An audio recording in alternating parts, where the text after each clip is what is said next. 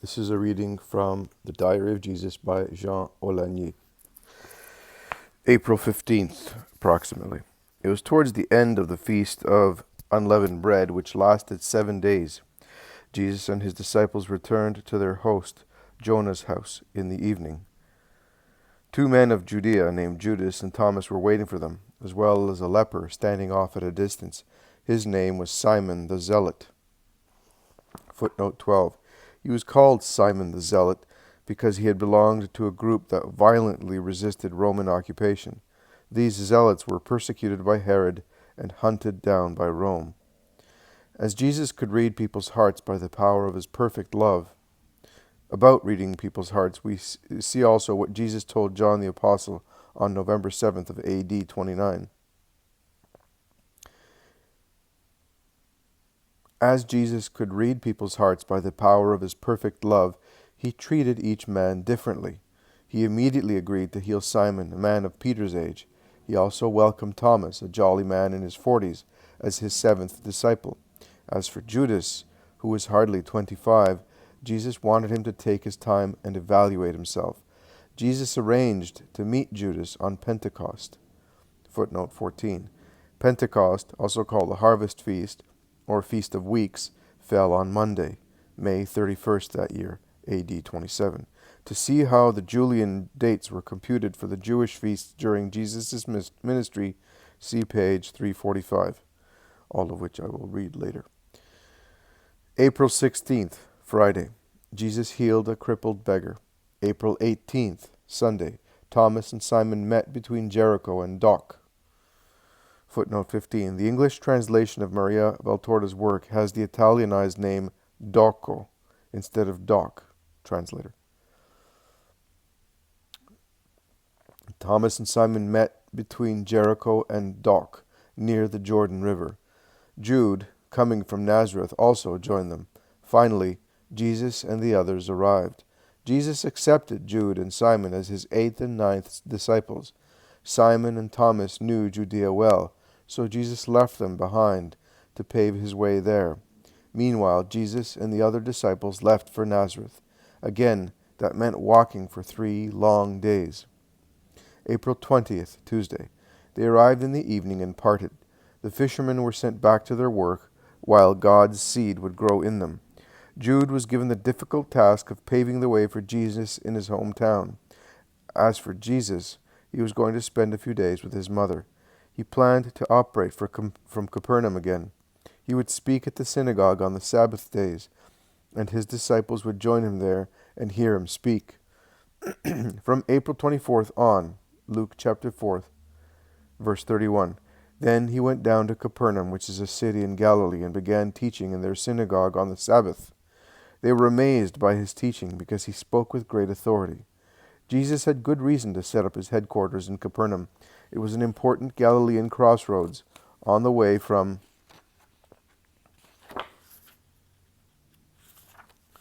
Egypt to Damascus.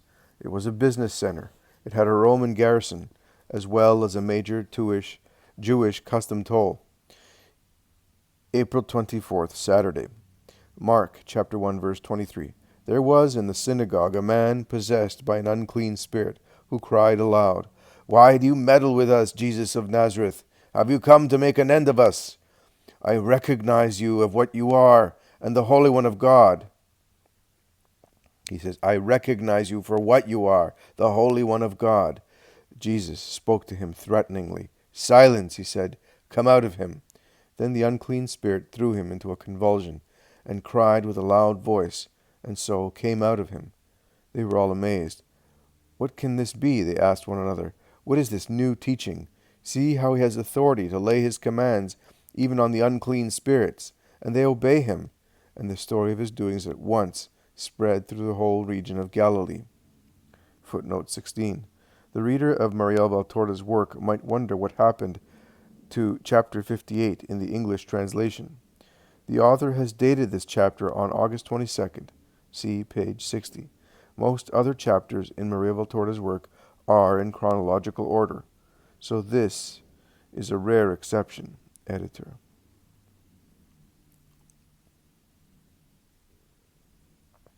During the week, Jesus traveled throughout the countryside. May 1st, Saturday. Peter invited Jesus to stay over at his mother-in-law's house in Capernaum. Peter had shied away from asking Jesus the week before. Mark chapter 1, verse 29.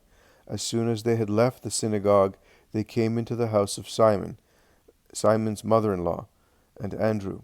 James and John were with them.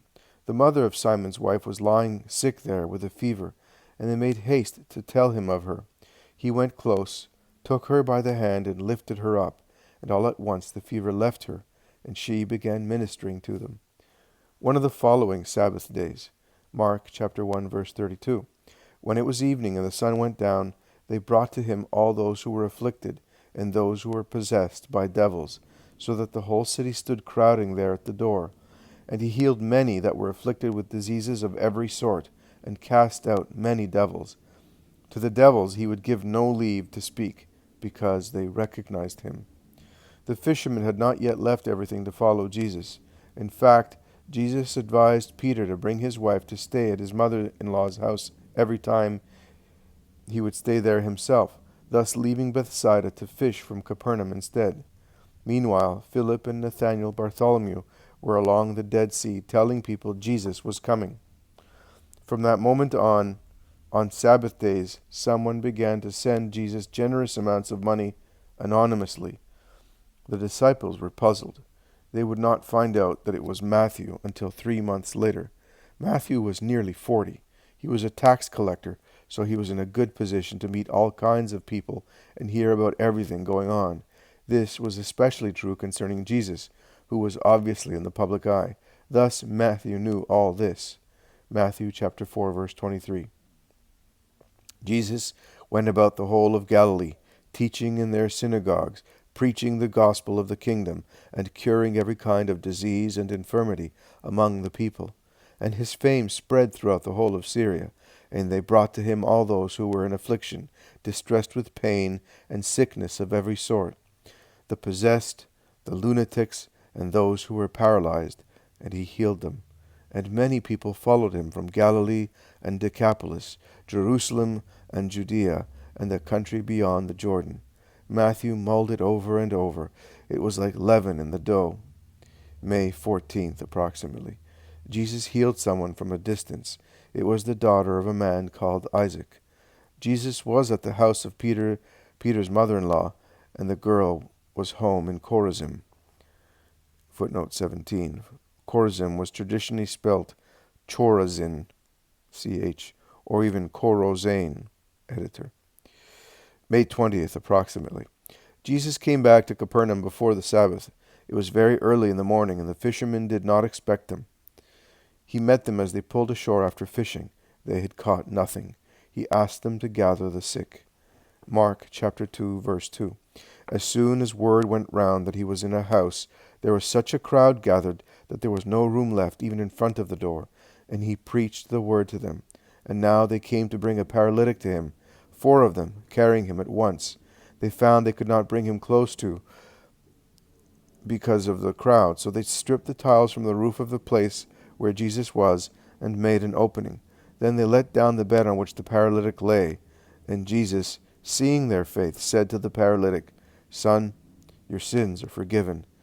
But there were some of the scribes sitting there, thinking in their hearts, "Why does he speak so? He is blaspheming. Who can forgive sins but God, and God only?"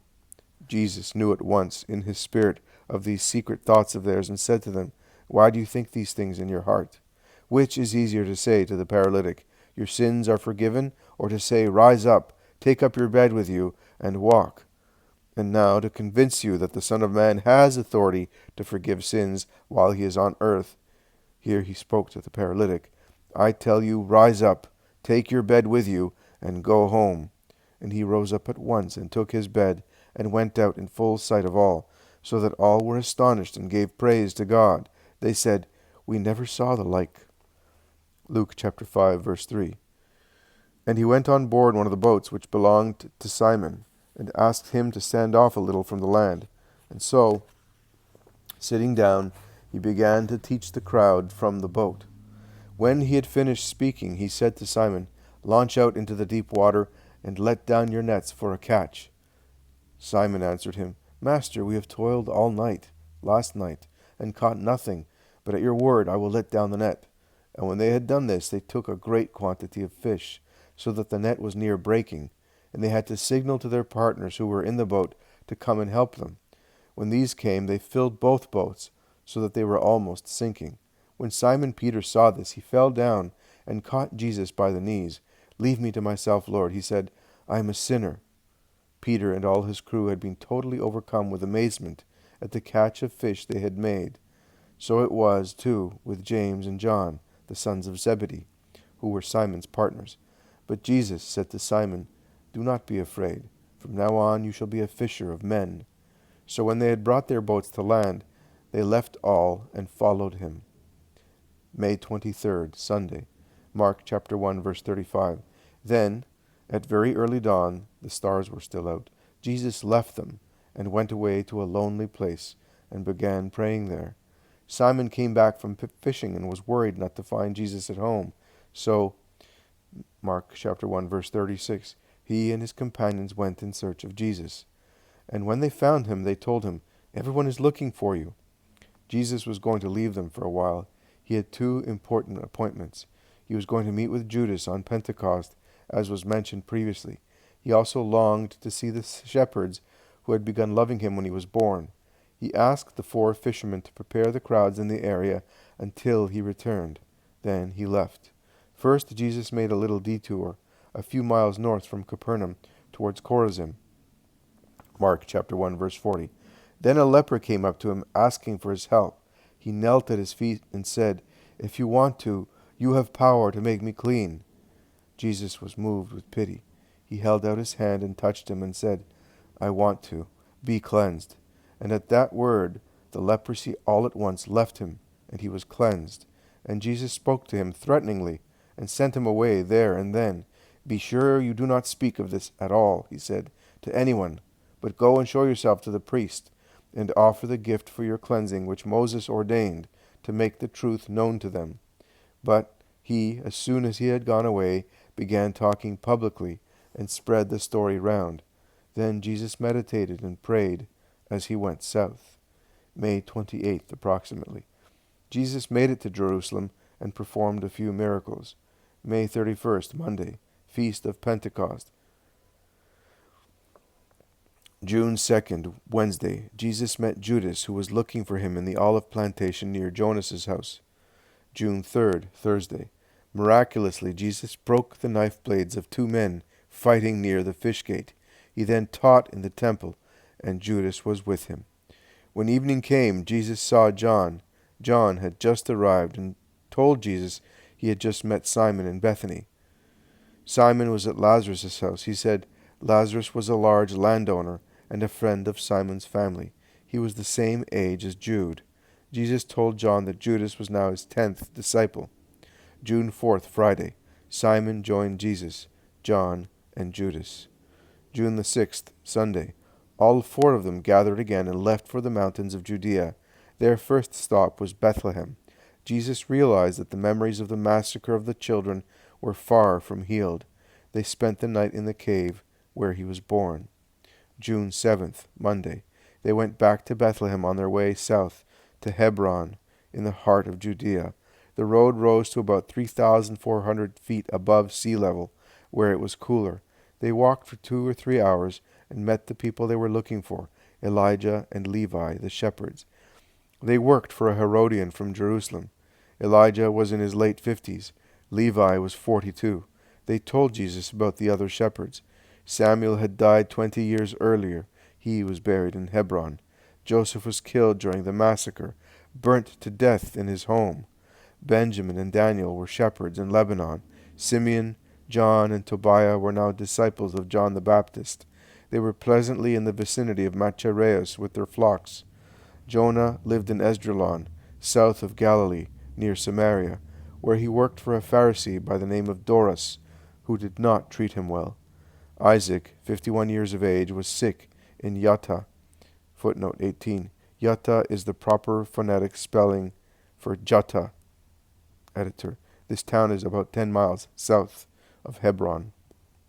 Finally, Jonathan was about 65 years old. he was the best off, because he had become the steward of Chuza, who in turn was Herod's steward.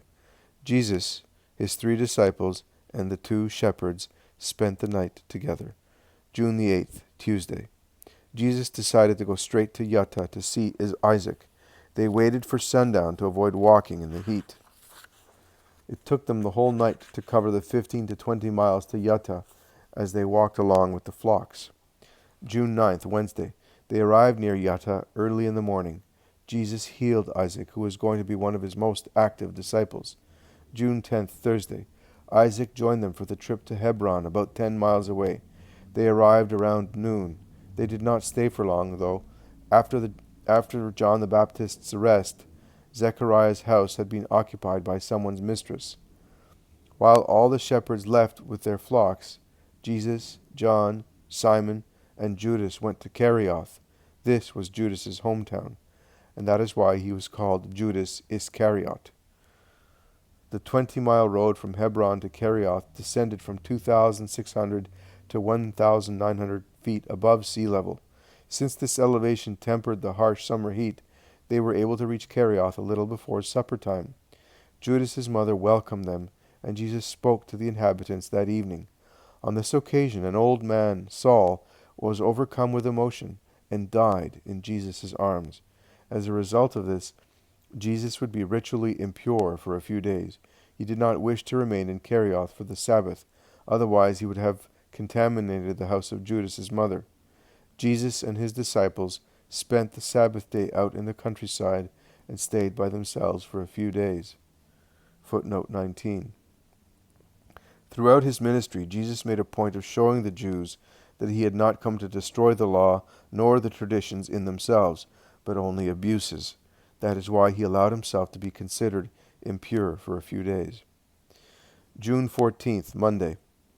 They began to travel again in the cool of the evening. They had 25 miles to cover. The shepherds were already expecting them on the western slope of a mountain 5 miles northwest of Hebron. From their vantage point, one could see the valley of the Terebinth, in which David had killed Goliath. Now, as they were waiting for Jesus, a servant girl came on behalf of her mistress to give them a purse for the master. Her mistress, the unchaste woman who lived in Zechariah's house, was now well on her way to salvation. June 16th, Wednesday. Jesus and his disciples reached their destination in the daytime. By then the shepherds were worried since Jesus was late. The group parted in the evening. Jesus, John, Simon, Judas, and Joseph, a young shepherd, headed for the Jordan Valley. Jesus wanted to show his disciples the desert where he was tempted. That was about 20 miles away, and they took 2 nights to get there. June 18th, Friday. They reached their goal at dawn. Joseph had gone his way, just past Bethany, to look for the 3 shepherds pasturing their flocks around Machareus. Jesus wanted to test his disciples. He rationed the food, and they all spent a few days in the den where he had fasted for 40 days. June 23rd, Wednesday. They started on their way down at night. June 24th, Thursday. The stars were still out when they arrived at the place where Jesus had been tempted by Satan. At daybreak they walked over to a little oasis nearby and rested. This is where Jesus had refreshed himself after his trial. They spent the whole day there. When the heat subsided that night, they set off to cover about 12 miles. June 25th, Friday. They made it to the ford of the Jordan River in the morning. As planned, Joseph the shepherd was expecting them with his 3 companions, Simeon, John, and Tobiah, also called Matthias. These 3 told Jesus that John the Baptist was still in jail and that his guards could be bought. On hearing this, Jesus sent Judas and John to Jericho to sell the jewels that were in the ex-mistress's purse. Thus the wages of sin would be turned into the means of freeing a just man. Judas and John came back with a large sum of money in the evening. Matthias and the shepherd called John left right away to arrange for John the Baptist's evasion. June 26, Saturday. Jesus and his 3 disciples set off, but because it was the Sabbath, they remained in the vicinity of Jericho. June 27th till July 2nd. Jesus spent the entire week preaching the good news in the countryside around Jerusalem. July 1st, Thursday, they spent the night over at the house of a market gardener. July 3rd, Saturday, Jesus and Simon went to Bethany at the crack of dawn. This was 2 miles from Jerusalem by the main road, so they took shortcuts. Otherwise, they would have walked more than what the law permitted on the Sabbath, between 3,600 and 3,900 feet. Jesus met Lazarus for the first time and spent the day with him. Lazarus was about 3 years older than Jesus. He was very rich and powerful. He was in favor with Rome, and the Sanhedrin feared him. He was ill, though, and was tormented day and night by a spiritual burden. He did not mention it to Jesus this time. July 5th, Monday. Back in Jerusalem, Jesus and Simon met John. July 6th, Tuesday. Jesus, John, Simon, Judas, Joseph, and Levi met at the fish gate on the first hour, 6 a.m. They spent the day in the countryside. They left for Dock in the evening. This was 25 miles away. July 7th, Wednesday. They arrived early in the morning. July 8th to the 23rd. For 2 weeks, Jesus taught his disciples. Isaac arrived at the end of this period of time. July 24th to July 25th. Jesus and Isaac spent their time talking about Jesus' mission, Lazarus' sad situation, Isaac's long trip to tell people about Jesus, and so forth. Isaac had gone as far as Arimathea, which was about 20 miles from the Mediterranean Sea, straight east from Joppa. Footnote 20. Joppa is the phonetic spelling of Joppa. This town was later called Jaffa, pronounced Jaffa. Nowadays, it is known as Tel Aviv-Yafo. 2 months had gone by since Pentecost. The time had now come for Jesus to return to Galilee. Isaac alone remained to plow the arid soil of Judah. Everyone else left for Nazareth that night. They planned a detour to the northwest so as to go through Esdraelon. This was in the plain of Yisrael, southeast of Mount Carmel. That is where old Jonah lived. He was over 60. July 26th to 30th. It was very hot that week, and they walked at night. They arrived in Esdraelon on the night of Wednesday, July 28th, or Thursday the 29th, when the moon was not shedding much light. The crops had already been harvested, but the fruit harvest was yet to begin. Levi went ahead and showed himself to Jonah, who hurried over to see Jesus. Jonah showed evidence of bad treatment from his master, Doros. He was overjoyed that Jesus spent the rest of the week with him. August 1st, Sunday. It was barely dawn when Jesus and his small group resumed their journey. They walked briskly for 3 or 4 hours, but had to pause in the vicinity of Nazareth because the sun was getting too hot. All 6 of them, Jesus, John, Simon, Judas, Levi, and Joseph, stopped in relatively cool woods to wait until evening. Jesus could not remain still, though, being so close to his mother's home. He left by himself in the unbearably hot sun and asked the others to meet him the next day at daybreak.